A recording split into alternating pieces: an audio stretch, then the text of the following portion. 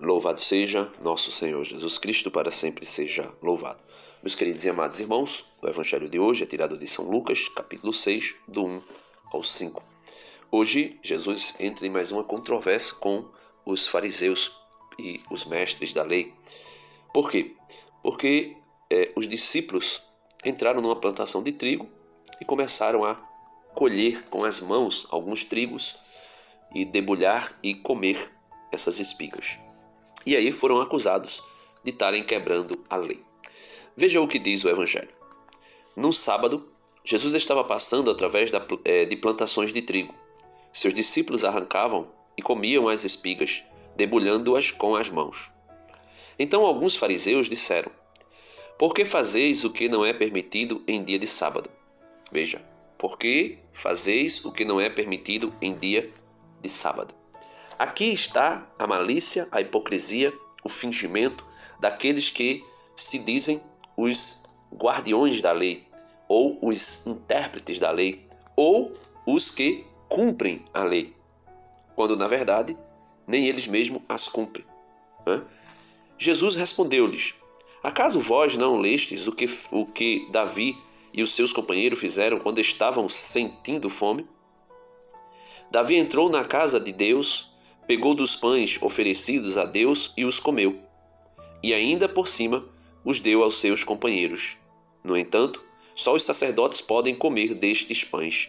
Isso aqui em São Lucas, no capítulo 6, Jesus dá esse exemplo de como Davi tomou do pão, que era somente dos sacerdotes, era proibido comer, e Davi quebra esse preceito, quebra essa lei, comendo de um pão que não era permitido, senão somente aos sacerdotes. E ainda Davi deu aos seus companheiros.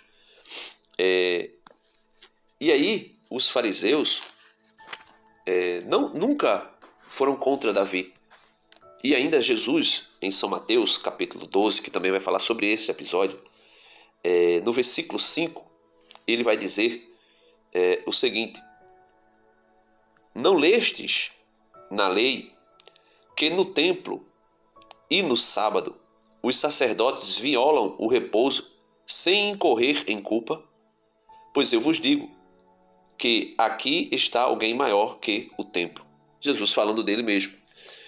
Então veja, meus irmãos, Davi comeu do pão que era proibido comer, porque só os sacerdotes poderiam comer, e aqui Jesus está mostrando a misericórdia, a necessidade de nutrição de um homem, qualquer pessoa, qualquer ser humano que esteja passando fome.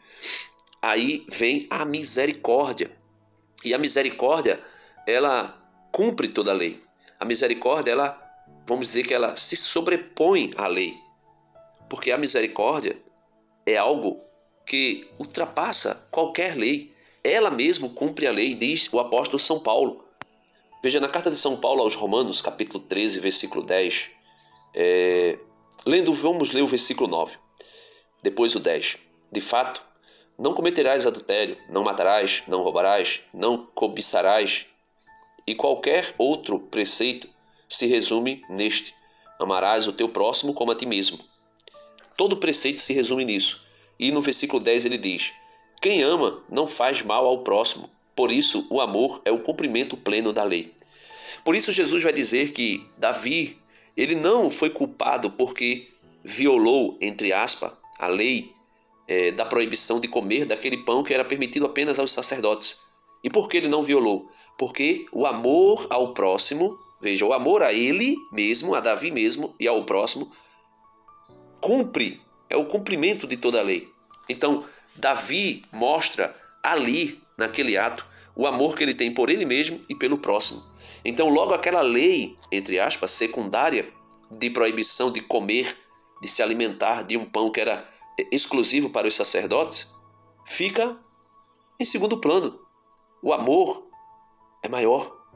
O amor é maior. E é por isso que Jesus vai dizer no versículo 7 de São Mateus 12, neste mesmo episódio, São Mateus traz mais com uma quantidade maior de detalhe. Veja, São Mateus vai dizer: se compreendesses o que significa misericórdia, quero e não sacrifício, não condenarias os inocentes, porque o homem é senhor do sábado. Então, Jesus está dizendo, olha, se vocês soubessem o que significa misericórdia, e é isso que eu quero, ao invés de sacrifício, vocês não condenariam o inocente. Então, eles aqui não condenariam os inocentes. Por quê? Porque estavam com fome e estavam apenas se alimentando. Só, meus irmãos, que existe um detalhe ainda maior, né, que não está aqui na Nova Aliança, está no Antigo Testamento, na Antiga Aliança. Existe uma lei que dava permissão aos apóstolos fazerem o que eles fizeram: colher as espigas com a mão, debulhar e comer, mesmo em dia de sábado. E essa lei está no segundo livro da lei, podemos dizer assim, né? Deuteronômio, porque o primeiro livro da lei foi o Êxodo, lá no Decálogo, no capítulo 20 do Êxodo. No capítulo 6 de Deuteronômio também se repete o Decálogo, mas aqui no capítulo 23 do Deuteronômio, a partir do versículo 25, é dito o seguinte, veja: se entrares na vinha do teu próximo, come até te fartares, mas não ponhas nada no cesto. Se entrares nas messes do teu próximo, colhe espigas com a mão, mas não ponhas a foice na messe do teu próximo. Então, existia uma lei que permitia, né, a alguém que estava com fome entrar na vinha do próximo e a colher com a mão e a comer. Se fosse uma videira, né, se fosse uma videira, uma plantação de uva, poderia comer quanto quisesse, só não poderia colocar nenhum cachinho de uva no cesto.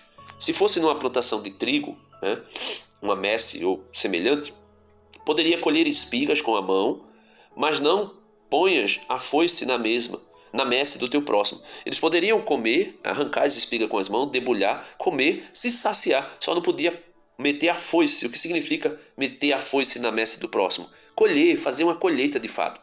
E ainda tinha, não sei se você lembra do livro que conta a história de Noemi e Ruth, né? Eu acho que é Ruth, que vai na plantação de Boaz e ali ela colhe, né, algumas espigas. Também tinha aquela possibilidade, ficava o refúgio das espigas e as pessoas poderiam colher, poderiam até juntar e levar para casa. Então, logo nós podemos ver que quando os evangelistas, São Mateus, São Marcos, São Lucas, eles apresentam esse texto mostrando esse fato, esse acontecimento a respeito da violação do sábado segundo a mentalidade hipócrita, farisaica dos mestres da lei e dos fariseus. São Marcos e São Lucas e também São Mateus, eles querem nos apresentar a realidade que Jesus, ele não veio para implantar uma religião baseada em preceitos e essa religião ser legalista, o cumprimento da lei pela lei, né? Então veja, no Evangelho, como eu mostrei em São Mateus capítulo 12, versos do 1 ao 8, os discípulos de Jesus, em dia de sábado, colhem, né, as espigas para comer.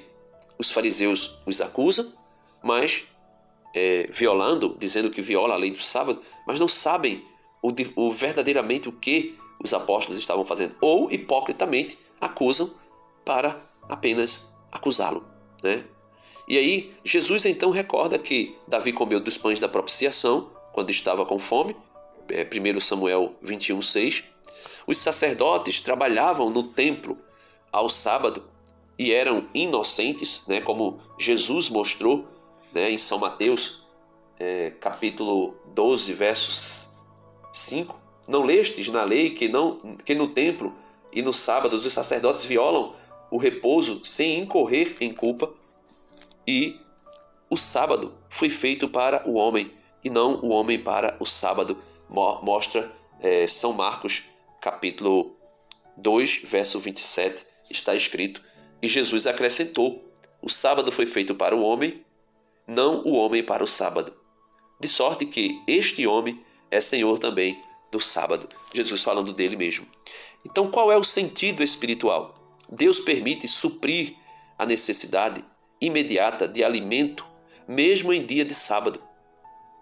O erro dos fariseus foi transformar a guarda do sábado em legalismo hipócrita, esquecendo a misericórdia e o bem do próximo.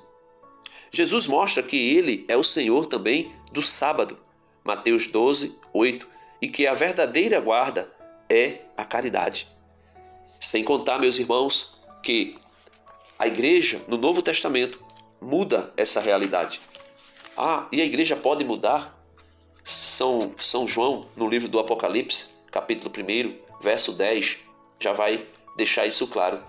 Veja, num domingo, movido pelo Espírito, ouvi atrás de mim uma voz poderosa como de trombeta. O próprio São João revela que num domingo o Senhor falou com ele. O Senhor veio falar com ele no domingo. Que dizia, escreve no livro que vês e o envia às 7 igrejas.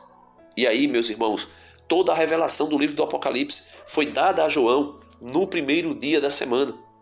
A Bíblia do Peregrino vai dizer logo aqui, num domingo. Mas outras traduções vão dizer, no primeiro dia da semana. Jesus ressuscitou no primeiro dia da semana. No capítulo 20 de Atos dos Apóstolos, veja, Atos dos Apóstolos, capítulo 20, no versículo 7. Atos dos Apóstolos, capítulo 20, versículo 7, é dito o seguinte, veja. Não, aqui é João, Atos dos Apóstolos, capítulo 20, versículo 7. Atos dos Apóstolos, capítulo 20, verso 7. Deixa eu encontrar. Aqui, encontrei. A Bíblia do Peregrino já usa a expressão domingo, veja. Num domingo, nos reunimos para a fração do pão. Paulo, que devia partir no dia seguinte, na segunda-feira, pôs-se a falar e prolongou o discurso até a meia-noite.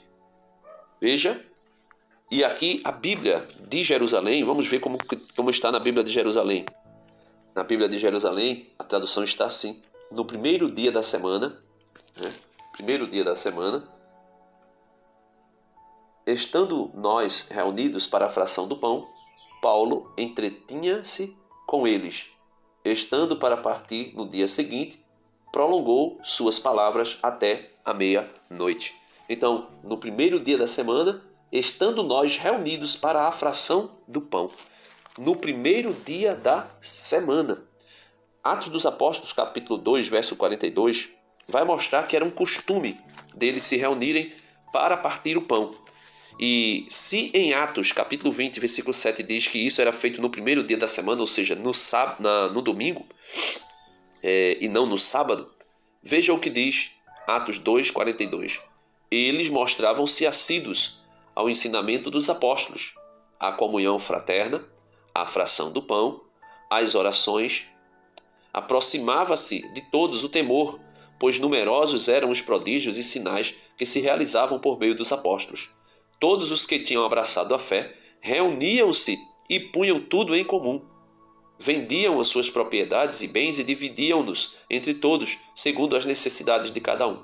Dia após dia, aumentava-se unânimes, dia após dia, unânimes, mostravam-se assíduos no templo e partiam o pão pelas casas. Veja, dia após dia, unânimes, mostravam-se assíduos no templo e partiam o pão pelas casas, tomando o alimento com alegria e simplicidade de coração. Louvavam a Deus e gozavam de simpatia de todo o povo. E o Senhor acrescentava cada dia ao seu número os que seriam salvos.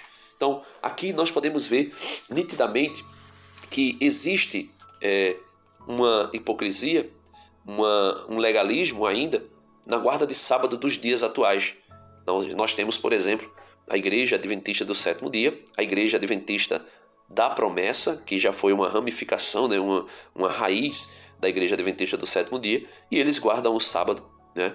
E pior, guardam o sábado e acusam a Igreja Católica de prostituta, porque a Igreja Católica reconhece que o domingo agora é o dia do Senhor, porque Jesus ressuscitara no domingo. Os apóstolos, Atos 20, versículo 7, se reuniam ao domingo para a fração do pão, ou seja, para a Eucaristia, para a ceia, como Jesus havia ordenado fazer isso em memória de mim. E também nós podemos ver em Apocalipse 1, verso 10, que no primeiro dia da semana, ou seja, no domingo, Deus revela todo o Apocalipse para São João, confirmando, né, essa mudança da guarda do sábado para o domingo. E outra coisa, né, eles também chamam todas as igrejas protestantes de filhas da prostituta, que é a igreja católica, segundo a mentalidade deles, porque também guardam o domingo e não o sábado. E eles dizem ser a igreja exclusivista de Cristo, quando na verdade esse título só tem um só pastor, ou melhor, um só esposo e uma só esposa. E esse título é da esposa de Cristo, a igreja una, santa, católica e apostólica. Deus abençoe a todos e peçamos a Deus a graça de não cairmos nesta hipocrisia, nessa questão de guardar sábados.